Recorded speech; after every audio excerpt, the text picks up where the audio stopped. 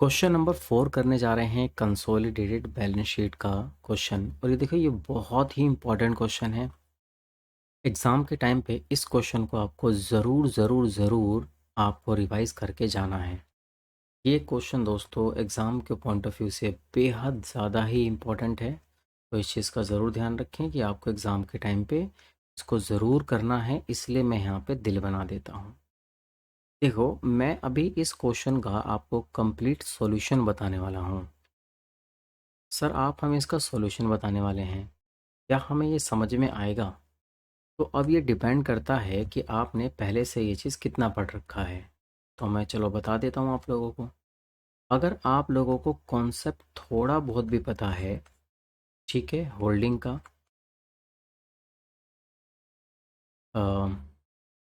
Dividend का concept, थोड़ा बहुत भी रीवैल्यूएशन का, तो यहाँ आपकी बात बन जाने वाली है। मैं यहाँ सॉल्यूशन समझाऊंगा, और सॉल्यूशन के टाइम पे जो भी यहाँ पे कॉन्सेप्ट्स का यूज़ होगा मैं उसको एक्सप्लेन भी करूँगा।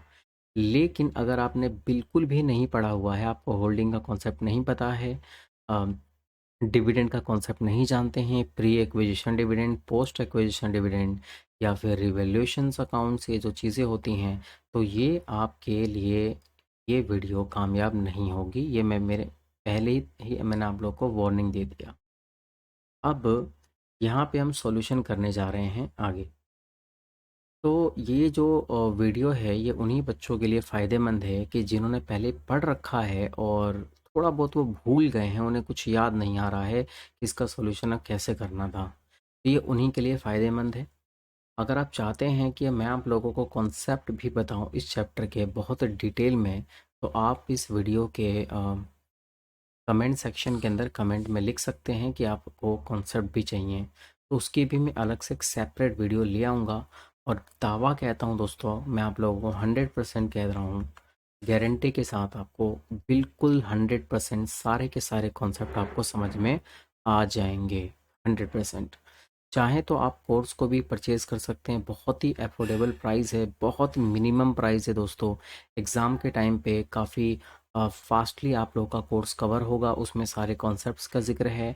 ईच एंड एवरी लगभग लगभग सभी के सभी ऐसे मॉड्यूल के जो क्वेश्चंस हैं वो उन सभी का ज़िक्र है, ठीक है या नहीं? और ये आप लोगों के लिए सबसे लास्ट अटेम्प्ट होने वाला है नवंबर 2023, तो बिल्कुल भी आप लोग को रिस्क नहीं लेना है। ठीक है सर, आपने हमें इतनी सारी चीज़ें बता दी हैं, अब आप सॉल्यूशन कब कराएंगे? तो भाई अब हमें सॉल्यूशन कराने के लिए तो बिल्कुल तैयार हूँ। अब चलो चलते हैं सॉल्यूशन पे। तो सॉल्यूशन हमसे क्वेश्चन सबसे पहले क्या कह रहा है, ज़रा एक क्वेश्चन देख लें। हाँ जी। तो क्वेश्चन हमसे सबसे पहले क्या कहता है, क्वेश्चन की बात करते हैं। क्वेश्चन कहता है A limited acquired 1600 ordinary share of ₹100 each of B limited. अच्छा ठीक है, यहाँ पे ए लिमिटेड ने शेयर्स लिया है 1600, जो कि बी लिमिटेड का है। कौन से डेट को? 1 जुलाई 2000। इसको 1 ले लें क्या? चलो ठीक है, 2001 मान लेते हैं। और 31 दिसंबर 2001 में इनकी बैलेंस शीट गिवन है। हम एक काम करते हैं, टाइमलाइन बना लेते हैं। और टाइमलाइन कुछ ऐसा है, 1 जनवरी 2001 से डेट स्टार्ट है, और ये बिल्कुल जाकर एंड होता है 31 दिसंबर 2001। ओके या नहीं?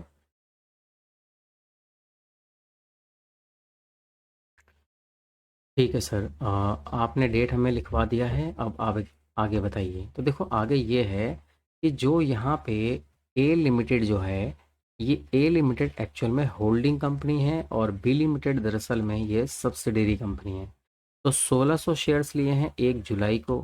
तो इस चीज़ को हम यहाँ लिख देते हैं, ड्रॉ कर देता हूँ और लिख देता हूँ कि 1 जुलाई के दिन यहाँ पे 1600 शेयर्स क्या किए हैं, एक्वायर किए हैं।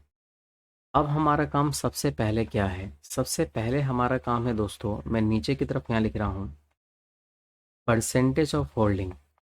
अच्छा ये बताइए कि यहाँ पे होल्डिंग की परसेंटेज कितनी होगी? सर ये बहुत आसान है। आपको क्या करना होगा? आपको करना होगा कुछ ऐसा, आप आइए जल्दी क्वेश्चन के नीचे और देखिए इनके शेयर्स कितनी हैं। शेयर्स देखिए, टोटल बी लिमिटेड की दरअसल 2000 शेयर्स हैं। तो ए लिमिटेड ने 1600 शेयर्स एक्वायर किया है आउट ऑफ 2000। तो इसका मतलब ये जो होल्डिंग निकल के आता है वो निकल के आता है 80% आ रहा है या नहीं।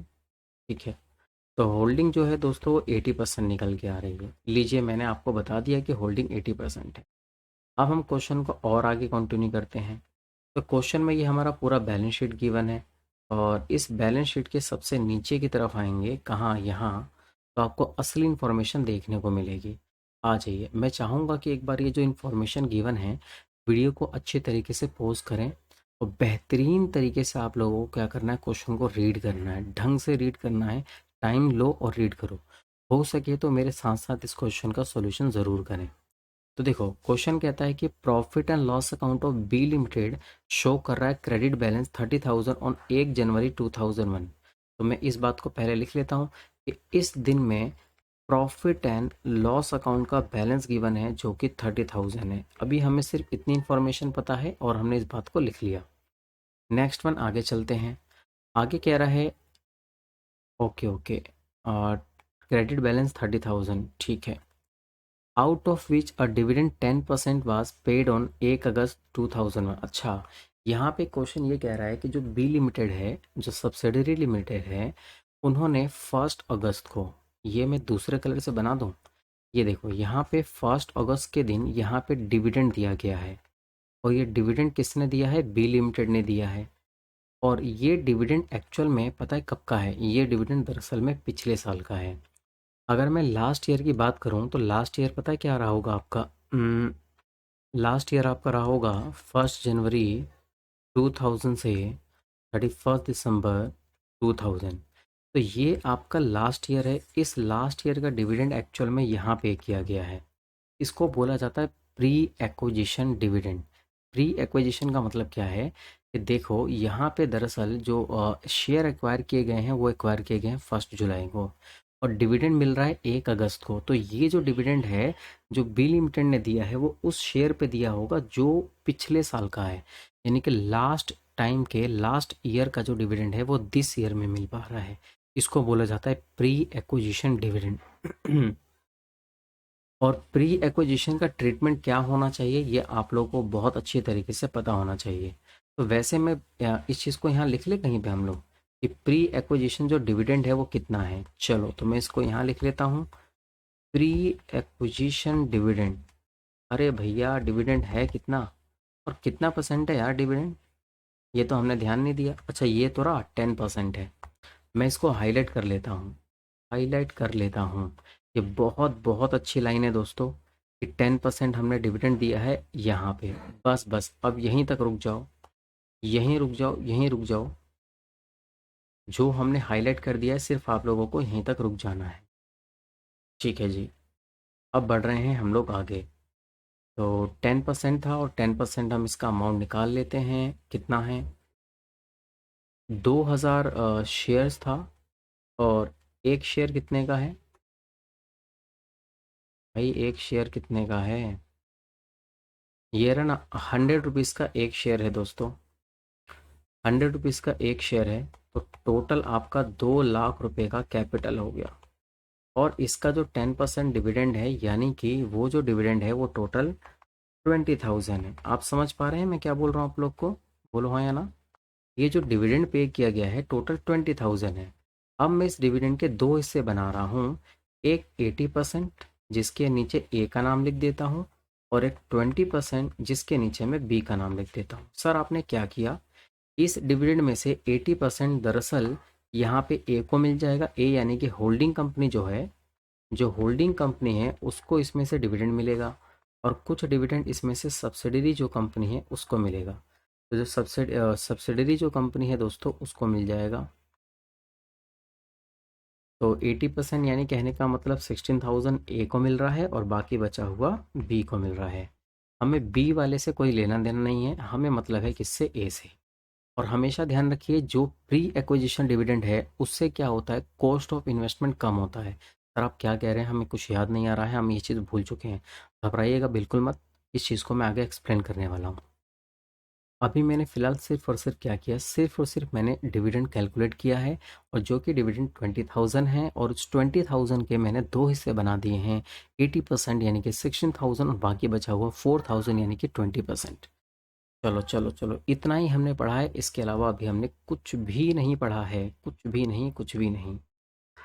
चलो, अब आगे लिखा है कि a limited credited the dividend receive to its profit and loss account. ये तो दोस्तों बहुत बड़ी गलती कर दी है ए लिमिटेड ने।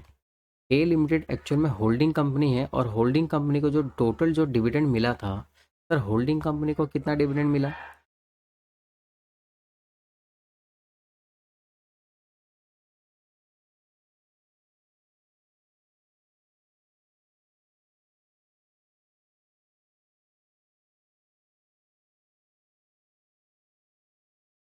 1 मिनट दोस्तों।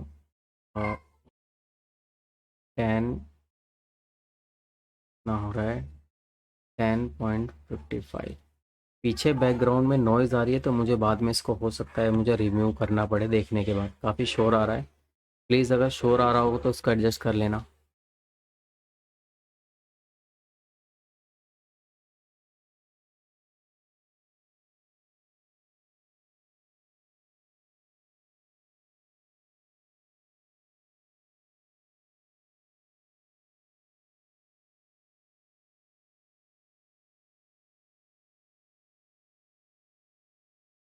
चलो, नॉइज़ आ रहा हो तो कोशिश करूँगा मैं बाद में इसको हटा दूँ। तो क्वेश्चन पे चलते हैं। ये जो है दरअसल ए लिमिटेड को जो टोटल जो डिविडेंड मिला था 16,000 रुपये, उस डिविडेंड को इन लोगों ने अपने प्रॉफिट एंड लॉस अकाउंट के अंदर क्रेडिट में डाल दिया, यानी कि अपने इनकम में डाल दिया है। ये बहुत गलत किया दोस्तों, ये बिल्कुल गलत एंट्री की है। ऐसा क्यों? क्योंकि जो डिविडेंड प्री एक्विजिशन होता है उसको हमेशा कॉस्ट ऑफ इन्वेस्टमेंट में से माइनस करते हैं। और आप कहना क्या चाहते हो ये तो बताओ। मैं कहना कुछ ये चाहता हूँ। अब मैं नीचे की तरफ यहाँ की तरफ ना क्या कर रहा हूँ, आपके सामने मैं वर्किंग नोट बनाऊंगा। वर्किंग नोट सबसे पहले वो होगा मेरा एनालिसिस ऑफ प्रॉफिट का। और उसके बाद फिर मेरा जो वर्किंग नोट नंबर 2 होगा, अभी मैं एडवांस में कुछ लिख लेता हूँ। वर्किंग नोट नंबर 2 हम लोग निकालने वाले हैं कॉस्ट ऑफ कंट्रोल। और देखो कॉस्ट ऑफ कंट्रोल के अंदर क्या होता है, सबसे पहले हम लिखते हैं cost of investment. Sir cost of investment बोले तो कॉस्ट ऑफ इन्वेस्टमेंट का मतलब है कि जब ए लिमिटेड ने 1600 शेयर्स खरीदे थे, क्या मेरी आवाज़ यहाँ आ रही है क्या? हेलो, हेलो, हेलो, हेलो, बिल्कुल सही आवाज़ आ रही है मेरी। जब ए लिमिटेड ने शेयर्स खरीदे थे तो कितने रुपए के खरीदे थे, ज़रा हम इस चीज़ को देख लेते हैं। ए ए लिमिटेड यानी कि क्वेश्चन नंबर 4 कर रहे हैं ना। मैंने क्वेश्चन नंबर 5 का भी सॉल्यूशन करा रखा है, चाहो तो आप देख सकते हो, मेरे चैनल पे अवेलेबल है। उसका उसका लिंक कोशिश करूँगा मैं डिस्क्रिप्शन में दे दूँ। वो भी बहुत बहुत अच्छा क्वेश्चन है दोस्तों। ठीक है या नहीं? तो ज़्यादा ही शोर आ रहा है यार पीछे से, क्या करूँ। कोई नहीं, आगे देखते हैं क्या होता है। हाँ जी, तो कितने का परचेज़ किया था? ये रहा 3,40,000। नॉन करेंट इन्वेस्टमेंट में हमेशा गिवन होता है, ये ए का था और ये बी का था। तो ए ने जो टोटल जो शेयर परचेज किया है 1600, वो दरअसल 3,40,000 का है। तो मैं इसको यहाँ लिखूंगा कॉस्ट ऑफ इन्वेस्टमेंट टोटल है 3,40,000। एक्चुअल में ए लिमिटेड ने जो शेयर्स खरीदा है ना 1600, में इसके ब्रैकेट में लिख देता हूँ कि जो 1600 जो शेयर्स खरीदे थे वो दरअसल में 3,40,000 के खरीदे हैं, हाँ या नहीं? हाँ जी। तो कंटिन्यू कर रहे हैं आगे। और मैंने आपको बताया कि जो प्री एक्विजिशन डिविडेंड होता है वो हमेशा जो होल्डिंग कंपनी होती है जो अपना शेयर्स परचेज करती है और परचेज करते टाइम पे जो उसकी कॉस्ट होती है जिसको बोला जाता है कॉस्ट ऑफ इन्वेस्टमेंट, जो हमें क्वेश्चन में साफ साफ ये गिवन था, मैं यहाँ से लेस कर देता हूँ प्री एक्विजिशन डिविडेंड। मैं लेस इसलिए कर रहा हूँ क्योंकि ये कॉस्ट इससे कम होती है, मेन ये रीज़न है। ठीक है या नहीं? तो ये कॉन्सेप्ट दरअसल आपको पता होना चाहिए, लेकिन अभी मैंने आपको याद दिला दिया। अगर आपको नहीं पता था तो रियलिटी में अब जिसकी कॉस्ट ऑफ इन्वेस्टमेंट होगी 3,40,000 बिल्कुल नहीं, ये 3,24,000 होगी। बोलो समझ में आ गया? यस सर बिल्कुल। अभी मैंने सर आपने वर्किंग नोट नंबर 1 तो बनाया नहीं, अभी आपने जगह छोड़ दी। बस आप उसको वैसे ही रहने दो। अभी हम फिलहाल चल रहे हैं वर्किंग नोट नंबर 3 पे, और जो हमारा वर्किंग नोट नंबर 3 है वो क्या है, हम यहाँ माइनॉरिटी इंटरेस्ट का काम करेंगे वर्किंग नोट नंबर 3 में। चलो, इसकी भी स्पेस हम यहाँ छोड़ देते हैं। और वर्किंग नोट नंबर 4 में मैं क्या ले लेता हूँ यहाँ पे, consolidated consolidated profit and loss account. ठीक है, देखो ध्यान से, जो ए लिमिटेड है यानी कि जो होल्डिंग कंपनी होती है ना, जो उसका प्रॉफिट एंड लॉस अकाउंट होता है वो कंसोलिडेट करना होता है। तो मैं यहाँ लिख लेता हूँ कि profit and loss account of A limited. तो ए लिमिटेड का जो बैलेंस है वो कितना है, दरअसल प्रॉफिट एंड लॉस अकाउंट। अभी आपको देखो सब कुछ समझ में आ जाएगा, बस आपने थोड़ा सा ना पेशेंस रखना है। अगर आप पेशेंस रखेंगे तो आपको 100% सारी बात समझ में आएगी, आपको घबराना बिल्कुल नहीं है दोस्तों। तो देखिए, ये रिजर्व एंड सरप्लस है, मैं आपको बता दूं, ये ए लिमिटेड यानी कि ये आपकी बी लिमिटेड है। मैं सिर्फ प्रॉफिट एंड लॉस अकाउंट की प्लीज़ बात कर रहा हूँ, तो सिर्फ इस चीज़ को ध्यान रखें। तो जो ए लिमिटेड है उसका प्रॉफिट एंड लॉस अकाउंट कितना है, 57,200 है। तो मैं इसको यहाँ ले जाता हूँ और यहाँ लिख देता हूँ कि जो इनका है वो 57, क्या था यार, 200, 57,200। अब मैं यहाँ से क्या करने वाला हूँ, मैं यहाँ से लेस करने वाला हूँ प्री एक्विजिशन डिविडेंड। अच्छा, ये मैंने क्या किया है, दरअसल दोस्तों ये मैंने यहाँ पे डिविडेंड इसलिए माइनस किया क्योंकि क्वेश्चन ने खुद कहा था कि जब ए लिमिटेड को, पहले अमाउंट देख लेता हूँ यार ये कितना आ रहा है। अमाउंट है इसका 57,200 माइनस में 16,000। तो अमाउंट जो बैलेंस आ रहा है इनका, जो पीएनएल का जो असली में होना चाहिए ए लिमिटेड का, एक्चुअल में पीएनएल में बैलेंस ये होना चाहिए। तो ए लिमिटेड ने बाय मिस्टेक जो 16,000 रुपये का जो डिविडेंड है उसने अपने पीएनएल में ऐड कर दिया था, लेकिन हमने उसको बिल्कुल ठीक कर दिया, सही कर दिया। आप समझ पा रहे हैं हमने यहाँ से क्यों माइनस किया है। ठीक है सर, हमें बहुत अच्छी तरीके से समझ में आ रहा है, और अच्छा समझ में आ रहा है तो बस लाइक ज़रूर कर दो, सब्सक्राइब ज़रूर कर दो चैनल को। अगर कॉन्सेप्ट पता होगा तो गारंटी आपको समझ में आ रहा होगा, और नहीं पता है तो फिर तो समझ लो डब्बा गोल, बिल्कुल बिल्कुल डब्बा गोल। चलिए चलिए चलिए, तो अब जो है, अब हम और आगे बढ़ रहे हैं। यहाँ तक तो हमने क्वेश्चन का सॉल्यूशन कर लिया है, कहाँ तक, ये ग्रीन लाइन तक। अब उसके बाद अब आगे आगे कह रहा है, the plant and machinery which stood ₹1,50,000 as on 1 January 2001 and was considered as a worth ₹1,80,000 on 1 जुलाई 2001। ठीक है, मैं एक बार थोड़ा सा इसको एक बार साफ करके एक बार और बात आपको बताना चाहूँगा। ये लाइन बहुत बहुत इंपॉर्टेंट है, और मैं इसको किसी और दूसरे कलर से मैं इसको हाईलाइट करना चाहूँगा। मैं किससे कर दूँ इसको हाईलाइट, चलो मैं इसको हाईलाइट कर देता हूँ स्काई ब्लू कलर से। ठीक है, तो प्लांट एंड मशीनरी की जो 1.5 लाख रुपए की वैल्यू है वो 1 जनवरी 2001 को है। अब जरा यहीं रुक जाओ, यहीं रुक जाओ, यहीं दिल थाम लो। पेन कहाँ चला गया, ठीक है, आ जाओ इधर, आ जाओ, यहाँ आ जाओ, इधर देखो ध्यान से। क्वेश्चन ने हमसे ये कहा है कि हमारे पास एक प्लांट एंड मशीनरी है, और मैं इसको यहाँ लिख देता हूँ कि जो प्लांट एंड मशीनरी है उसकी 1.5 लाख रुपए वैल्यू है। सर ये 1.5 लाख रुपए कौन से दिन की वैल्यू है, ये हाईलाइट करके देखो, सब चीज़ लिखा गया है। ये डेट 1 जनवरी है, इसके नीचे जो भी चीज़ आइटम आएंगे वो 1 जनवरी के नीचे मैं लिखूंगा। और ये वाला डेट जो है तो दोस्तों 31 दिसंबर है। ठीक है, इस चीज़ का ध्यान रखना है। तो प्लांट एंड मशीनरी एक्चुअल में हमारे पास 1.5 लाख रुपए है, वो कौन से दिन को है, वो 1 जनवरी को। अब दरअसल 31 दिसंबर पे हमारे पास प्लांट एंड मशीनरी कितनी है, एक बार हम वो नज़र डाल लेते हैं। तो 31 दिसंबर पे हमारे पास जो प्लांट एंड मशीनरी है, ध्यान ये रहे हम प्लांट एंड मशीनरी सिर्फ किसकी बात कर रहे हैं, ओनली हम बात कर रहे हैं किसकी, सिर्फ और सिर्फ एस लिमिटेड की बात कर रहे हैं, सब्सिडरी लिमिटेड की बात कर रहे हैं, ना कि हम होल्डिंग की बात कर रहे हैं। तो 1,35,000 हमने यहाँ से बैलेंस उठाया और हमने उसको यहाँ लिख दिया। तो आप एक चीज़ यहाँ पे देख पा रहे हैं, दोनों का गैप में 15,000 रुपये का बैलेंस कम है। अगर मैं कहूँ आप लोगों से कि रेट ऑफ डेप्रिसिएशन क्या हो सकता है, तो आप लोग बताओगे रेट ऑफ डेप्रिसिएशन बहुत आसान है दोस्तों। 15,000 का टोटल डैप लगा है और 1.5 लाख रुपए की वैल्यू पे डैप लगा है, तो सिंपल सी बात है, रेट ऑफ डेप्रिसिएशन जो है वो 10% है। क्या मेरी बात समझ पा रहे हैं आप लोग, क्या बोल रहा हूँ, बोलो हाँ या ना। पक्का समझ पा रहे हैं? यस सर, बिल्कुल बिल्कुल पक्का हम आपकी बात को अच्छे तरीके से समझ पा रहे हैं कि यहाँ पे 15,000 रुपीज़ का डैप लगा है। अब हमें क्वेश्चन और क्या कह रहा है, क्वेश्चन और जो आगे बात कह रहा है मैं उसको और हाईलाइट करने वाला हूँ। मैं बिल्कुल हाईलाइट करने वाला हूँ, ध्यान से देख लो भाई अच्छे से। मैं ग्रीन कलर से हाईलाइट करने वाला हूँ, ठीक है भाई। मैं उसको ग्रीन कलर से हाईलाइट करने वाला हूँ। तो आ जाओ, तो मैं इसको ग्रीन से कर दूँ, ठीक है। आगे कहा गया है कि इसकी जो वर्थ है दोस्तों 1,80,000 है 1 जुलाई 2001 को। This figure is to be consider while consolidated the balance sheet. Rate of depreciation on plant machine is 10%। Already 10% बता रखा है और हमें कंप्यूट करने की जरूरत ही नहीं थी, ठीक है। और बैलेंस शीट का डेट 31 दिसंबर है।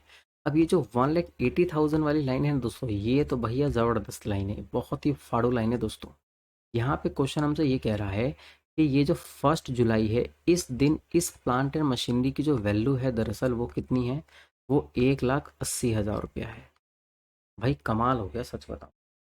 पर क्या कमाल हो गया ये तो बताओ हमें।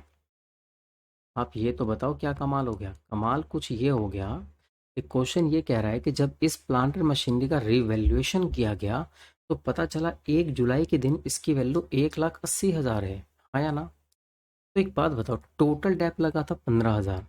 अगर मैं उसको 6-6 महीने में डिवाइड करूं तो क्या मैं इस टोटल डेप को 7,500 इधर और 7,500 इधर ऐसे रख सकता हूं? पहले मुझे इतनी बात बता दो। सर ऐसा आप क्यों कर रहे हैं? क्योंकि ये जो मैं रेड कलर से जो मैंने 1 जुलाई का डेट लिखा है ना, ये इस दिन शेयर्स को एक्वायर किया गया था। तो ये रेड कलर वाला जो लाइन है 1 जुलाई, ये बहुत इंपॉर्टेंट है। तो 1 जुलाई के इधर का जो डेट हो जाएगा वो प्री हो जाएगा और आगे का जो डेट हो जाएगा वो क्या हो जाएगा, पोस्ट हो जाएगा, ठीक है या नहीं? ये सर बिल्कुल ठीक है, कोई दिक्कत नहीं है। अब हमें ये पता करना है दरअसल कि 1 जुलाई के दिन इस दिन उसकी बुक वैल्यू कितनी थी। तो भाई बहुत आसान है, बहुत आसान है। कैसे? 1,50,000 में से 7,500 माइनस कर दो तो हमें इस दिन की वैल्यू पता चल गई 142,500। पर ये तो कमाल हो गया, ये कैसे पता चला? बहुत आसान है भाई। 1,50,000 की वैल्यू जो थी वो कौन से डेट को थी? 1 जनवरी को थी। पढ़ो क्वेश्चन को पढ़ो, बहुत ही टेक्निकल टफ क्वेश्चन है, हलवा नहीं है ये क्वेश्चन कोई। ये क्वेश्चन समझ में आ गया ना तो बल्ले बल्ले समझ जाओ। तो 1 जनवरी के दिन इसकी वैल्यू 1,50,000 थी। अब 1 जुलाई के दिन इसकी वैल्यू 142,500 है। और उसकी 1 जुलाई के दिन ये बुक वैल्यू है और ये दरअसल इसकी क्या नाम है, इसकी मार्केट वैल्यू है। आप समझ जाइए मार्केट वैल्यू एग्जाम्पल के लिए।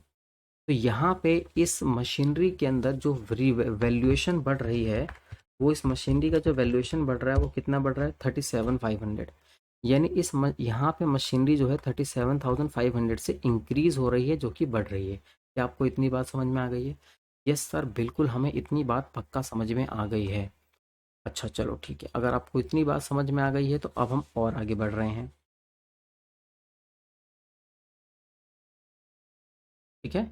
इतनी बात आपको समझ में आ गई है तो हम और आगे बढ़ रहे हैं, ठीक है। अब देखो ध्यान से, ये जो मैं एक लाइन यहाँ पे लिख रहा हूँ, देखो एक ऐसे और एक ऐसे, दो तरफ डैप लिखा है। ये मैं यहाँ लिख देता हूँ डैप 1 और ये लिख देता हूँ यहाँ पे डैप 2। आपको समझ में आ रहा है? मैंने दो दो जगह डैप, एक जगह मैंने डैप 1 लिखा है और एक जगह मैंने क्या लिखा है, डैप 2 लिखा है। डैप 1 जो है वो प्री एक्विजिशन के टाइम का डैप है, यानी 1 जुलाई तक का डेप्रिसिएशन है। और जो डैप 2 है वो 1 जुलाई के बाद का डैप है, यानी कि मैंने टोटल 15,000 को दो हिस्सों में डिवाइड कर दिया था। लेकिन सबसे बड़ी प्रॉब्लम पता है यहाँ पे क्या है? दरअसल ये जो डैप लगाया गया है वो 1,50,000 पे डैप लगाया गया है, लेकिन अब 1 जुलाई के बाद जो डेप्रिसिएशन लगेगा वो दरअसल डेप्रिसिएशन लगेगा 1,80,000 पे। और 10% और कितने मंथ्स के लिए? 6 मंथ्स के लिए। तो यहाँ जो डेप्रिसिएशन है दरअसल 9,000 लगना चाहिए और ऑलरेडी आपने 7,500 आपने ऑलरेडी डेप्रिसिएशन लगा रखा है।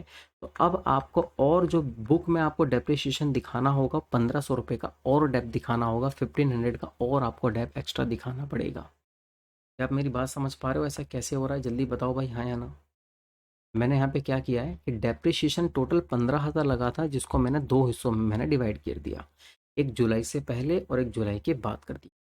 और यहाँ पे डेप, ये जो 7,500 रुपये का जो डेप आगे की तरफ है, ये 7,500 रुपये 1,50,000 के हिसाब से। लेकिन अब जो डेप लगना चाहिए इसके हिसाब से डेप लगना चाहिए, यानी कि 1,80,000। तो 1,80,000 का जो डेप लगना चाहिए वो 6 मंथ्स का 9,000 है, जो ऑलरेडी 7,500 रुपये डेप लग चुका है। तो मुझे और डेप्रिसिएशन जो दिखाना होगा सिर्फ और सिर्फ 1,500 दिखाना होगा। अगर आपको इतनी बात समझ में आ गई है ना, तो समझ लो काम बन गया। अब हम यहाँ पे अपना वर्किंग नोट नंबर 1 तैयार करने वाले हैं। कहाँ? ये रहा, एनालिसिस ऑफ प्रॉफिट। तो एनालिसिस ऑफ प्रॉफिट में एक तरफ होता है प्री और एक तरफ होता है पोस्ट। तो भाई देखो, प्री में सबसे पहले बात की जाए प्रॉफिट एंड लॉस अकाउंट। तो क्वेश्चन ने खुद कहा था कि प्रॉफिट एंड लॉस अकाउंट 30,000 है। प्री में, प्री का मतलब होता है 1 जनवरी के दिन जो है वो प्रॉफिट एंड लॉस अकाउंट का बैलेंस 30,000 है। और पोस्ट का कितना है ये बात मुझे नहीं पता। चलो एक बार हम क्वेश्चन में देख लेते हैं। क्वेश्चन आ जाइए और देखते हैं हम यहाँ पे। ये रहा, ये किसकी बात कर रहे हैं? बी के। भाई बी का बैलेंस देखना है। तो बी का बैलेंस 82,000 है। आप देख पा रहे हो भाई 82,000 है। मैं यहाँ पे स्टार लगा देता हूँ, आ जाओ। तो इसका मतलब है कि टोटल जो बी का बैलेंस जो है वो 82,000 है। 82,000 हमें लिखना नहीं है। अब यहाँ पे आपको पोस्ट में लिखना है 52। सर आपने 52 क्या लिखा है? ये 52 का मतलब है कि बीच में जो प्रॉफिट इंक्रीज हुआ होगा वो 52,000 से इंक्रीज हुआ होगा। तो हमने इसको पोस्ट में डाल दिया। अब उसके बाद हम बात कर रहे हैं यहाँ पे जनरल रिजर्व की। तो जनरल रिजर्व की स्टार्टिंग में अगर देखा जाए तो जनरल रिजर्व जो है यहाँ पे 1 लाख है। तो मैं यहाँ पे जनरल रिजर्व लिख देता हूँ दोस्तों, कितना? 1 लाख। अब पोस्ट में जनरल रिजर्व का बैलेंस नहीं लिखूंगा क्योंकि कुछ भी बोला नहीं गया है, और मैं जनरल रिजर्व का मान लूंगा कि वो क्या था दोस्तों? प्री था। अब मैं यहाँ पे एक बहुत अच्छा काम करने वाला हूँ। क्या? सर आप वो अच्छा काम क्या करने वाला, आप मुझे ये बताओ। मैं यहाँ पे डिविडेंड ऐड करने वाला हूँ। कितना? 20,000। सर आपने ये डिविडेंड 20,000 क्यों ऐड किया? आप हमें जल्दी जल्दी फटाफट से बता दो। ये है बहुत तगड़ी बात दोस्तों। अब यही देखो, एक्चुअल में क्या है यार, इस पूरे चैप्टर में ना आप बात को समझो। तो बात को समझो, डरना नहीं है, घबराना नहीं है। इस पूरे चैप्टर में क्या है? पूरे चैप्टर में cost of control, minority interest, analysis of profit, consolidated का P&L, उसका जनरल रिजर्व, यही चीज़ तो निकालना मेन है। बैलेंस शीट बनाना उतना मुश्किल नहीं है। बोलो बैलेंस शीट बनाना उतना मुश्किल क्यों नहीं है? उसके पीछे ये रीज़न है क्योंकि बैलेंस शीट के अंदर तो सिर्फ प्लस माइनस करना है भैया, सबको एडजस्ट करके लिख देना है। जो जो अमाउंट कम हो रहा है उसको कम लिख दो, जो अमाउंट बढ़ा के लिखना है उसको बढ़ा के लिख दो, काम खत्म। बैलेंस शीट तो हलवा वाला काम है। असली खेल है ये वर्किंग नोट तैयार करना। तो आपको जो जितनी मेहनत करनी है, जितना दिमाग लगाना है ना, सिर्फ इन वर्किंग नोट्स के अंदर लगाओ अच्छे से, और कॉन्सेप्ट के ऊपर पूरा फोकस करो। और कॉन्सेप्ट नहीं क्लियर तो मैं बार बार रिपीट कर रहा हूँ, आपको बात नहीं समझ में आएगी, आप कोर्स को ज्वाइन कर लो, बहुत ही मिनिमम चार्जेस हैं। चलो ठीक है, ठीक है, ठीक है, ठीक है सर, आप आगे बढ़ो। ठीक है भाई, आगे बढ़ रहा हूँ मैं। तो डिविडेंड को हमने यहाँ पे ऐड किया। अच्छा, हमने डिविडेंड को क्यों ऐड किया? हम ये जानना चाहते हैं कि पोस्ट में एक्चुअल में प्रॉफिट कितना कमाया होगा। तो पोस्ट में दरअसल हमने जो करंट पीरियड में जो प्रॉफिट कमाया होगा वो 72 कमाया होगा। सर ये कैसे पता चला?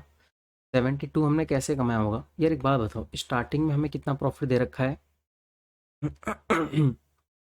स्टार्टिंग में हमें 30,000 का दे रखा था प्रॉफिट, बराबर कि नहीं? बिल्कुल बराबर। और उसके बाद यहाँ पे 52,000 का बैलेंस आया। 20,000 मैंने क्यों ऐड किया? क्योंकि ये मैंने डिविडेंड दे दिया था। अब प्लीज़ क्वेश्चन को ध्यान से पढ़िए। क्वेश्चन क्या कह रहा है यार, इसको ध्यान से समझो। कौन से वाली लाइन को? आप इस वाली लाइन को देखो, पीले वाली लाइन को, सबसे ऊपर वाली। और 1 जनवरी out of which a dividend 10% was paid on 1 August 2001। आप समझ पा रहे हो? तो डिविडेंड जो दे दिया गया है वो P&L अकाउंट से दे दिया गया है, तो हमने इसको यहाँ पे प्लस कर दिया। उम्मीद है कि पक्का पक्का आपको ये डिविडेंड प्लस में समझ में आएगा कि हमने इसको क्यों प्लस किया है। अच्छा, अब एक काम करते हैं, अब हम इसका करते हैं टोटल।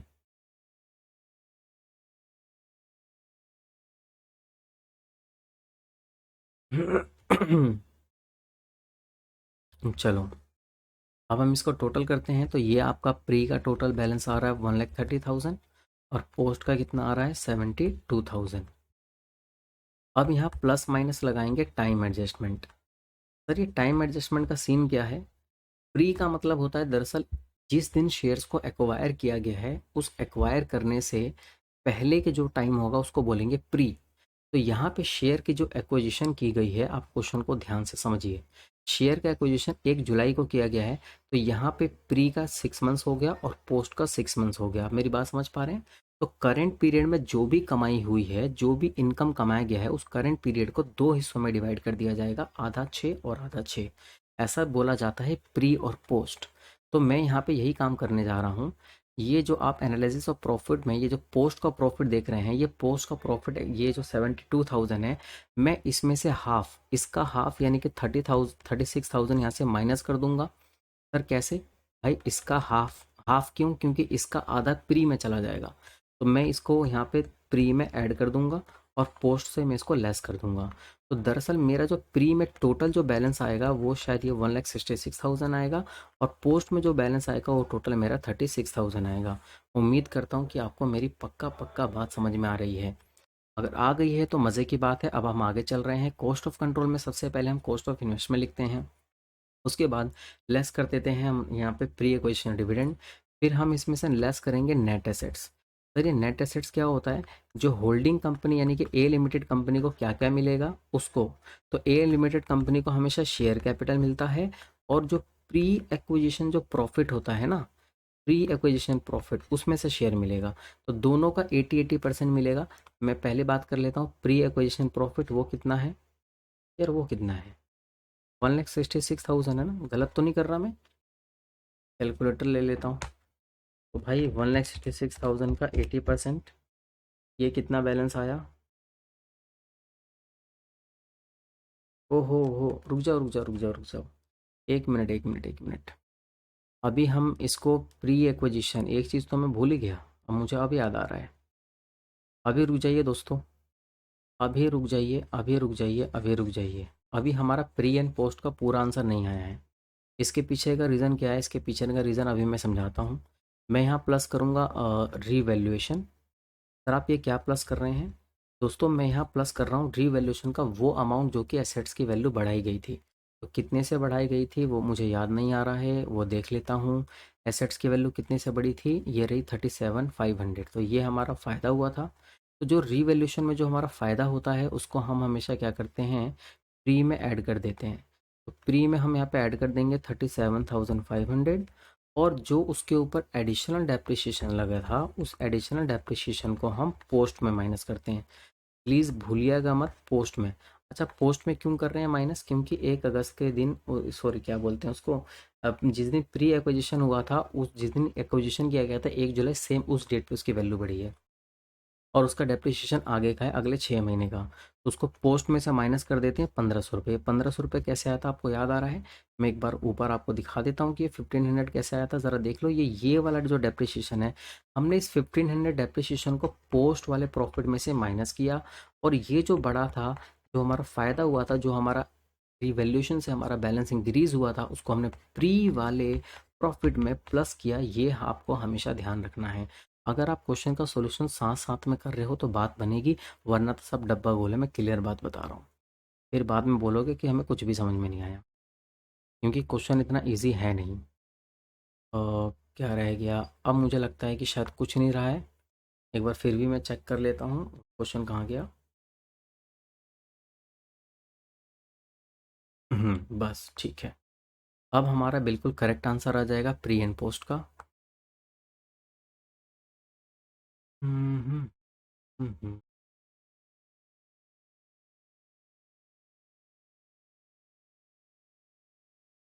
चलो जी, अब हमारा प्री एंड पोस्ट का बिल्कुल करेक्ट आंसर आ जाएगा। प्री का प्रॉफिट कितना आ रहा है? 1,30,000, और प्लस में फिर क्या है बैलेंस? 1,30,000 प्लस में 36,000, और प्लस में 37,500।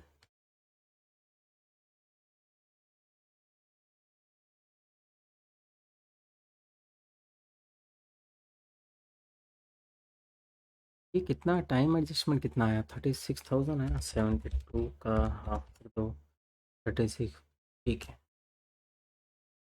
प्लस में 36। ये बैलेंस कितना बना था?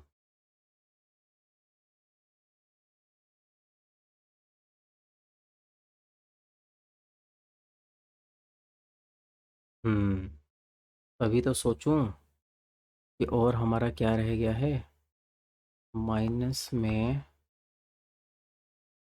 हाँ, डिविडेंड, हमारा डिविडेंड भी रह गया था दोस्तों, उसको हमने छोड़ दिया था। तो एक बार इस एनालिसिस ऑफ प्रॉफिट को मैं फिर से रिपीट करता हूँ ताकि आपको सारी बातें ढंग से क्लियर हो जाएं। ये हमारा प्री का P&L का बैलेंस दे रखा था, ये हमने पोस्ट का बैलेंसिंग फिगर से निकाल लिया। कैसे? 82,000 में से 30,000 माइनस कर दिया। जर्नल रिजर्व हमारा प्री का दे रखा है, पोस्ट का नहीं दे रखा। डिविडेंड को हमने प्लस कर दिया पोस्ट में, क्योंकि हम एक्चुअल में पोस्ट का प्रॉफिट देखना चाहते हैं, और डिविडेंड हमारा पोस्ट के प्रॉफिट से दिया गया था एक्चुअल में। अब डिविडेंड तो हमारा प्री से होना चाहिए था, लेकिन जो हमारा डिविडेंड जो दिया गया है वो एक्चुअल में P&L हमारा उसका बैलेंस कम हो गया होगा। तो डिविडेंड को हमने पोस्ट में प्लस कर दिया ताकि एक्चुअल में पोस्ट का प्रॉफिट पता चले। और डिविडेंड एक्चुअल में जहाँ से माइनस होना चाहिए था हमने उसको माइनस किया। तो डिविडेंड हमेशा प्री में से माइनस होना चाहिए था। सर प्री में से क्यों? क्योंकि लास्ट ईयर का डिविडेंड था भाई। तो हम यहाँ पे 20,000 भी माइनस करेंगे। तो अब हमारा जो प्री इक्वेशन जो हमारा जो प्रॉफिट आ रहा है वो आ रहा है 7,500 माइनस 20। तो अब हमारा फाइनली आंसर आ चुका है। जो आंसर कितना है? आंसर है यार 183,500। और पोस्ट का क्या आंसर आ रहा है? 36,000 माइनस में 1,500। तो पोस्ट का आंसर आ रहा है दोस्तों हमारा 34,500। तो ये हमारा प्री का प्रॉफिट आ गया और इस तरफ हमारा पोस्ट का प्रॉफिट आ गया। अब हम इसको यहाँ पे यूज़ करने वाले हैं। सर आप कहाँ यूज़ करने वाले हैं? कॉस्ट ऑफ कंट्रोल के अंदर। तो शेयर कैपिटल आपको याद होगा 2 लाख का शेयर कैपिटल था। इसका 80% हम लिख देंगे यहाँ पे 1,60,000 माइनस हो जाएगा। और हमारा प्री एक्विजिशन जो प्रॉफिट है वो हमारा कितना है दोस्तों? वो है हमारा 1,83,000। क्या बैलेंस है भाई? 1,83,500। इसमें से हम 80% यहाँ पे और हमें मिल जाएगा, जिससे हमारी कॉस्ट कम हो जाएगी। तो 1,83,500 का 80% वो बैलेंस आता है 146,800। तो लीजिए अब देखते हैं हमारा बैलेंस क्या आ रहा है। बैलेंस क्या आ रहा है भाई? 3,24,000 माइनस 1,60,000 माइनस में 146,800। तो हमारा जो बैलेंस आ रहा है वो आ रहा है 17,200। तो एक्चुअल में जो हमारा 17,200 आ रहा है इसको हम बोलेंगे गुडविल। तो मैं गुडविल को ग्रीन कलर से लिख देता हूँ भाई। ये हमारा गुडविल का बैलेंस आ रहा है। अब इन सभी चीज़ों को हमें कहाँ शो करना है? हमें इन सभी चीज़ों को बैलेंस शीट में शो करना है। घबराना नहीं है, बिल्कुल ही टेंशन नहीं लेने का है, बैलेंस शीट में शो करना है। अभी हमने क्या किया यहाँ पे, प्लीज़ इसको ध्यान से समझ लीजिए। तो देखो अभी हमने यहाँ पे क्या किया है इसको समझ लो। कॉस्ट ऑफ कंट्रोल में सबसे पहले कॉस्ट ऑफ हमने इन्वेस्टमेंट देखा, जिसकी इन्वेस्टमेंट ये थी। इसके अंदर से प्री एक्विजिशन डिविडेंड हमने माइनस किया, जो ऑलरेडी हमने क्या कर रखा था? P&L में क्रेडिट कर रखा था। तो वहाँ से हमने हटाकर इसको यहाँ पे माइनस कर दिया। फिर जो बैलेंस आया हमारा एक्चुअल में ये हमारी कॉस्ट हो गई। इसमें से हमें क्या क्या मिलेगा? होल्डिंग कंपनी के पॉइंट ऑफ व्यू से सोचना है। होल्डिंग कंपनी को यहाँ पे नेट एसेट्स कहने का मतलब है शेयर कैपिटल, और प्री प्रॉफिट में से उसका 80% का शेयर बनता है। जो बैलेंसिंग फिगर से अगर आपका आंसर यहाँ पॉजिटिव आता है तो that is called goodwill. Okay okay okay, यहाँ तक बात बन गई है। अब हम बात करेंगे वर्किंग नोट नंबर 3 की। अब वर्किंग नोट नंबर 3 हम यहाँ बनाने वाले हैं माइनॉरिटी इंटरेस्ट। माइनॉरिटी इंटरेस्ट कहने का मतलब ये जो कंपनी है इसका क्या नाम है? बी। बी कहने का मतलब है जो सब्सिडरी कंपनी होती है उस सब्सिडरी कंपनी का क्या क्या शेयर बनता है, बस उसका शेयर लिख देना हमें यहाँ पे, उसको बोलेंगे माइनॉरिटी इंटरेस्ट। तो सब्सिडरी कंपनी को क्या क्या मिलेगा? एक तो उसका शेयर कैपिटल मिलेगा। शेयर कैपिटल में 2 लाख में उसका 20% हिस्सा हो जाएगा, जो कि 40,000 हो जाएगा। और इसको प्री प्रॉफिट में से भी पैसे मिलेंगे इसको 1,83,500 में से। ये माइनॉरिटी इंटरेस्ट का पार्ट होता है, ध्यान रखना। तो प्री प्रॉफिट होता है उसमें से सब्सिडरी का क्या होता है दोस्तों? 20% हिस्सा निकल जाएगा, जो कि 36,700 है। जो पोस्ट प्रॉफिट है उसमें से भी इसको शेयर मिलेगा। देख लेते हैं भाई पोस्ट प्रॉफिट कितना है। ये रहा 34,500। देखो देखो ध्यान से देखो, इसका 80% प्री प्रॉफिट का और 20%, इसका 80% और इसका 20%। देखिए मैं अमाउंट पहले आपको ऊपर ही समझा देता हूँ एनालिसिस ऑफ प्रॉफिट में, ये चीज़ मैंने आपको ऊपर नहीं समझाया था। तो देखो ये जो 80% आया है 146,800 जो आया है, ये दरअसल कॉस्ट ऑफ कैपिटल जो होता है उसको वहाँ से माइनस कर देगा। कौन? ए लिमिटेड। ये ए लिमिटेड का शेयर है, ये बी लिमिटेड का शेयर है। तो बी लिमिटेड का शेयर क्या बच जाता है? बी लिमिटेड का शेयर बच जाता है दोस्तों यहाँ पे 36,700। तो ये 36,700 एक्चुअल में कुछ और नहीं, ये दरअसल यहाँ पे माइनॉरिटी इंटरेस्ट का पार्ट है, ये भूल मत जाना।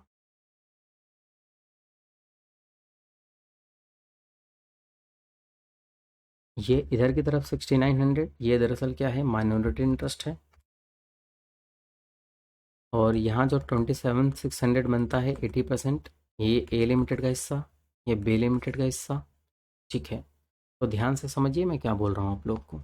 ये जो 6900 है, जो पोस्ट प्रॉफिट होता है, उस पोस्ट प्रॉफिट में देखो, माइनॉरिटी इंटरेस्ट का मतलब सिंपल है, जो भी प्रॉफिट होगा, जो भी शेयर कैपिटल होगा, सभी का 20% निकाल दो, वो बी लिमिटेड का माइनॉरिटी इंटरेस्ट में ऐड हो जाएगा। ये 6900 ये माइनॉरिटी इंटरेस्ट में ऐड होगा, लेकिन ये जो पैसा होगा ये एक्चुअल में P&L अकाउंट में ऐड होगा। अगर कोई प्रॉफिट पोस्ट का प्रॉफिट होता है, तो पोस्ट के प्रॉफिट में से जो होल्डिंग का शेयर होता है, फिर से सुन लो, पोस्ट के प्रॉफिट में से जो होल्डिंग कंपनी का शेयर होता है, वो कंपनी का शेयर P&L अकाउंट में ऐड होता है। तो ये देखो ध्यान से, 27,600 ये कहाँ ऐड हो जाएगा, P&L में। पहले मैं एक एक करके सबको लिख देता हूँ, घबराओ मत बिल्कुल भी। ये प्री के प्रॉफिट का 80%, देखो 146,800 दिखाई दे रहा है, इसको देखो मैं कहाँ लेके गया हूँ, कहाँ लेके गया हूँ, ध्यान से देखना। इसको इसको मैंने क्या किया, कॉस्ट ऑफ कंट्रोल में से माइनस कर दिया। अब आगे देखते रहो, आगे देखते रहो। ये जो 20% है, ये माइनॉरिटी इंटरेस्ट में जाएगा। आ जाओ आ जाओ आ जाओ, 36,700 दिखाऊँ आपको, ये रहा 36,700। समझ में आया आपको पक्का, हाँ कि नहीं? ये सर बिल्कुल समझ में आया। आप आगे बढ़ो, आगे। अब पोस्ट के प्रॉफिट, पोस्ट का प्रॉफिट देखो कौन सा है, पोस्ट का प्रॉफिट ये ग्रीन कलर वाला, ये पोस्ट प्रॉफिट है। ये येलो कलर वाला कौन सा था, ये येलो कलर वाला प्री का प्रॉफिट था। तो हमने प्री वाले को हमने ट्रीट कर दिया, अब सिर्फ हमें बस पोस्ट वाले को ट्रीट करना है। सर पोस्ट वाले को कैसे ट्रीट कर रहे हो, ये तो बताओ हमें। तो पोस्ट वाले को दोस्तों, ये जो 27,600 है, हम इसको P&L में दिखाएंगे। अच्छा, ये किसके P&L में, आओ आओ, घबराने का नहीं, घबराने का नहीं। देखो यहाँ पे, देखो यहाँ पे, पोस्ट प्रॉफिट, ये दरअसल ए लिमिटेड का शेयर है। तो जो होल्डिंग कंपनी है, ये यहाँ पे ऐड हो जाएगा। कितना आ रहा था बैलेंस यार इसका, शायद 27,600 था, हमने इसको यहाँ प्लस कर दिया। देखा आपने कहाँ प्लस कर दिया। ओके, ये 6900 है, उसको हम कहाँ लेके जाएंगे, माइनॉरिटी इंटरेस्ट में। तो पोस्ट प्रॉफिट जो है वो 34,500 का 20%, यानी कि 6900, हमने उसको माइनॉरिटी इंटरेस्ट में प्लस कर देना है। बस काम खत्म, इतना ही था। अब ये देखते हैं कि जो माइनॉरिटी इंटरेस्ट है उसका टोटल बैलेंस कितना आ रहा है। सर माइनॉरिटी इंटरेस्ट का जो टोटल बैलेंस आ रहा है वो आ रहा है 83,600। लीजिए, काम हमारा कंप्लीट होता है। अब बिल्कुल, अब हमें सिर्फ, हम बिल्कुल तैयार हैं क्या करने के लिए, हम बिल्कुल तैयार हैं बैलेंस शीट बनाने के लिए। रुको, मैं यहाँ पे वर्किंग नोट नंबर 5 में आप लोगों को प्लांट एंड मशीनरी के बारे में कुछ बताना चाहूँगा। सर आप क्या बताना चाहते हैं, आओ ज़रा क्वेश्चन पे। अभी तक हमने क्या क्या किया है, हम सारी चीज़ों को एक नज़र एक बार रिपीट ज़रूर कर लेंगे। मैं फिर बोल रहा हूँ, अभी तक जो भी हमने किया है हम उसको एक नज़र ज़रूर रिपीट कर लेंगे। लेकिन अभी मैं आपको क्या बताने जा रहा हूँ, प्लीज़ उसको ध्यान से समझिएगा। अब हमारा लास्ट टाइम चल रहा है, बिल्कुल भी टेंशन नहीं लेने का। आप ये प्लांट एंड मशीनरी देखिए, दोनों कंपनी का प्लांट एंड मशीनरी कितना है, दोनों को ऐड करो, 2,40,000 और 135। देखो मैं क्या कर रहा हूँ, ए लिमिटेड की प्लांट एंड मशीनरी कितनी है, 2,40,000। बी लिमिटेड की जो प्लांट एंड मशीनरी कितनी है, 1,35,000। अब इसमें हम क्या करेंगे, प्लस करेंगे रीवैल्यूएशन। तो रीवैल्यूएशन से क्या आंसर आया था, रीवैल्यूएशन का शेयर कितना बढ़ा था, देखो याद है, ये 37,500। इस 37,500 को हमने क्या किया, दो जगह सॉल्यूशन किया इसका। मैं इसको साफ करके दिखा दूं आपको,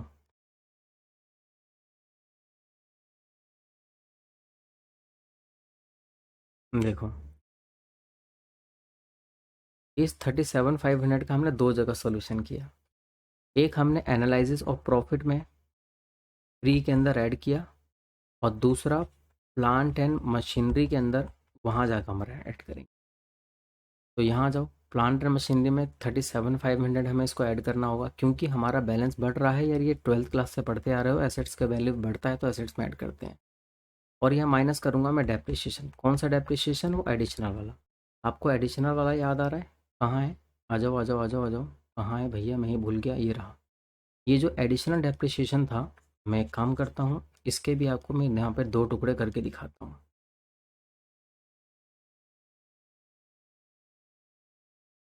इसके दो टुकड़े, सबसे पहले क्या, सबसे पहले ये है कि ये जो पोस्ट का प्रॉफिट होगा वहाँ से माइनस हो जाएगा, और जो प्लांट एंड मशीनरी होगी वहाँ से भी माइनस होगा। तो पोस्ट के प्रॉफिट में से हमने ऑलरेडी माइनस कर रखा है, आप देख सकते हैं, चाहो तो चेक कर सकते हो वीडियो को पॉज करके। और इसको अब हम प्लांट एंड मशीनरी में से माइनस करेंगे। प्लांट एंड मशीनरी कहाँ है, ये रही, इसको हम यहाँ से माइनस कर देते हैं। अब हम ये देखते हैं कि हमारी जो प्लांट एंड मशीनरी है वो उसकी टोटल वैल्यू क्या आती है।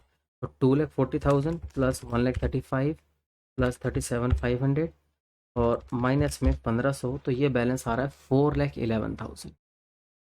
मैं इसको ग्रीन कलर से लिख लेता हूँ भाई, 4,11,000 इसका आंसर आ रहा है, ये लीजिए। अभी हमारे वर्किंग नोट सारे के सारे तैयार हो चुके हैं, बहुत ही अच्छे से तैयार हो चुके हैं। अब हम इन सभी वर्किंग नोट का यूज़ देखने वाले हैं कहाँ। अब हम इन सभी के सभी वर्किंग नोट का यूज़ देखने वाले हैं किधर, हम भाई इन सभी के सभी वर्किंग नोट का यूज़ देखने वाले हैं कहाँ, बैलेंस शीट के अंदर। सर एक बार आप थोड़ा सा रिपीट करके बता दोगे कि हमने अभी तक क्या क्या पढ़ा है। आ जाओ आ जाओ आ जाओ आ जाओ। सबसे पहले हमने यहाँ पे टाइमलाइन देखा, टाइमलाइन के अंदर हमने क्या देखा, 1 जनवरी के दिन पीएनएल का बैलेंस ये रहा, 1 जनवरी के दिन पीएनएल का बैलेंस ये रहा, ठीक है। और उसी दिन प्लांट एंड मशीनरी की वैल्यू 1.5 लाख थी। और फिर उसके बाद 1 जुलाई को यहाँ पे शेयर एक्वायर किया गया था, 1 अगस्त को डिविडेंड दिया गया था, और 31 दिसंबर को यहाँ पे अकाउंटिंग ईयर यहाँ पे क्लोज हो रहा है। एक्चुअल में दोस्तों यहाँ बीच में मैं एक्सप्लेन नहीं कर पाऊंगा, बहुत ही होच पोच सा हो गया एकदम। आप चाहें तो एक बार आप पीछे वीडियो बैक करके देख लेना। परसेंटेज ऑफ होल्डिंग क्लियर था, 80% था। हाँ, प्री एक्विजिशन डिविडेंड भूलना नहीं है। प्री एक्विजिशन डिविडेंड कितना था, 10% बोले तो 20,000 रुपये। उसके दो हिस्से बना लिए थे आप लोगों ने, एक 16,000 और एक कितना, 4,000। इस 4,000 का हमें कोई ट्रीटमेंट नहीं करना। ये जो डिविडेंड था, हमने इस डिविडेंड के 2 ट्रीटमेंट किए थे। आपको पता है इस डिविडेंड का हमने क्या ट्रीटमेंट किया था, आपको याद है या नहीं है, मैं बता दूं आप लोग को। सबसे पहले 16,000 को आप लोगों ने प्रॉफिट एंड लॉस अकाउंट में जाकर माइनस कर दिया, जो कंसोलिडेटेड वाला था, कंसोलिडेटेड वाला है। ये पेन भी नहीं चल रहा, बताओ ढंग से। अब उसके बाद हमने 16,000 रुपये को क्या किया था, जो प्री एक्विजिशन ये जो डिविडेंड होता है उसको हमने क्या किया था, उसको हमने कॉस्ट ऑफ इन्वेस्टमेंट्स में से माइनस किया था। ये भूल मत जाना, बिल्कुल बहुत इंपॉर्टेंट है। फिर अब हम बात करते हैं एनालिसिस ऑफ प्रॉफिट की। प्री प्रॉफिट ये रहा, पोस्ट आ गया, हमने डिविडेंड को ऐड कर दिया, जर्नलिज्म को वैसे रहने दिया, और टोटल हमने यहाँ पे लगा दिया इसका आंसर टोटल 130 और 72, और टाइमलाइन लगा के दोनों को डिवाइड कर दिया, क्योंकि जो पोस्ट का प्रॉफिट है उसको 2 हिस्सों में हमने बांट दिया, और रिवोल्यूशन का प्रॉफिट ऐड कर दिया, डिविडेंड को माइनस किया प्री से, क्योंकि डिविडेंड जो है प्री प्री का था, पहले का था, और डेप्रिसिएशन हमने माइनस किया, डेप्रिसिएशन हमेशा पोस्ट में से माइनस किया जाता है। फिर उसके बाद आगे का मैंने ये आप लोग को अभी अभी तुरंत ही ये आपको मैंने एक्सप्लेन किया सारी चीज़ें कि प्री का क्या करेंगे, पोस्ट का क्या करेंगे। अब बस अब हमें घुमा फिरा के सिर्फ अब हमें बैलेंस शीट देखना है। आ जाओ आ जाओ आ जाओ, जल्दी आ जाओ। बैलेंस शीट ध्यान से देखिएगा, बैलेंस शीट को प्लीज़ ज़रा ध्यान से देखिएगा। मैं दोस्तों आपको क्वेश्चन नहीं दिखा पाऊंगा यार, उम्मीद करूंगा कि क्वेश्चन ना एक बार ना अपने पास आप लोग एक बार निकाल के रखें। अरे कहाँ हो सॉल्यूशन भैया, क्वेश्चन नंबर 4 का सॉल्यूशन कहाँ है, ये रहा। प्लीज़ दोस्तों ध्यान से देख लीजिएगा। ये जो शेयर कैपिटल है दोस्तों, पहली बात तो ये देखो, माइनॉरिटी इंटरेस्ट चेक करा देता हूँ, 83,600। क्या हम इसको चेक कर लें माइनॉरिटी इंटरेस्ट को, कहाँ है हमारा आंसर, देखो देखो देखो, 83,600 दिखाई दे रहा है आप लोग को। चलो तो ये हमने चेक कर लिया, मैंने राइट लगा दिया। शेयर कैपिटल हमेशा होल्डिंग का लिखा जाता है, प्लीज़ बुक निकाल लो, मैं बैक ऊपर नहीं कर सकता हूँ वरना आगे पीछे करता रहूँगा, स्क्रॉल डाउन होता रहेगा, परेशान हो जाओगे। रिजर्व एंड सरप्लस को हम चेक करते हैं, इसको हम कैसे करेंगे। रिजर्व एंड सरप्लस में क्या आता है दोस्तों, बहुत ही सिंपल है। इसके अंदर जनरल रिजर्व आएगा, और आपका जो प्री एंड पोस्ट का प्रॉफिट है वो आएगा। और ज़रा देखते हैं कैसे। अ, घबराना नहीं बिल्कुल भी। इधर आ जाइए, ये हमारा पी&एल अकाउंट का बैलेंस है। पी&एल अकाउंट का बैलेंस कितना था, पी&एल अकाउंट का टोटल बैलेंस कितना था, 41,200 प्लस 27,600। आपको याद आ रहा होगा, ये हमारा पी&एल का बैलेंस है 68,800। और इस पी&एल में हम जनरल रिजर्व भी ऐड कर देंगे, जो किसका था दोस्तों, जनरल रिजर्व आपको जानते हो ना, जनरल रिजर्व किसका था, जनरल रिजर्व यहाँ पे किसका, ए लिमिटेड का। आप चाहो तो प्लीज़ देख सकते हो, भूल मत जाना। इसका जो टोटल आएगा हमारे पास रिजर्व एंड सरप्लस का, 3,88,800। तो वही यहाँ पे हमारा बैलेंस दे रखा है, समझ में आया। ए लिमिटेड का जनरल रिजर्व का बैलेंस 2,40,000 था, और उसके बाद ये हमने जो कैलकुलेशन करके निकाला था हमने वो ऐड करके टोटल ये वैल्यू दिखा दी। फिर उसके बाद हमें करना क्या है, ट्रेड पेबल बिल्कुल सिंपल ऐड हो जाएगा, दोनों के बैलेंस को ऐड कर दोगे। शॉर्ट टर्म भी दोनों के बैलेंस को ऐड कर दोगे, बिल्कुल करके देख सकते हो, 100% ये आंसर आएगा। इंटेंजिबल एसेट्स की बात करें तो ये हमारा कहाँ से आया था दोस्तों, कॉस्ट ऑफ कंट्रोल से। कॉस्ट ऑफ कंट्रोल बोले तो ये एक्चुअल में हमारा गुडविल है। आप मैं आपको इस चीज़ को फिर से दिखा देना चाहता हूँ। आज ये जल्दी आ जाइए, जल्दी आ जाइए।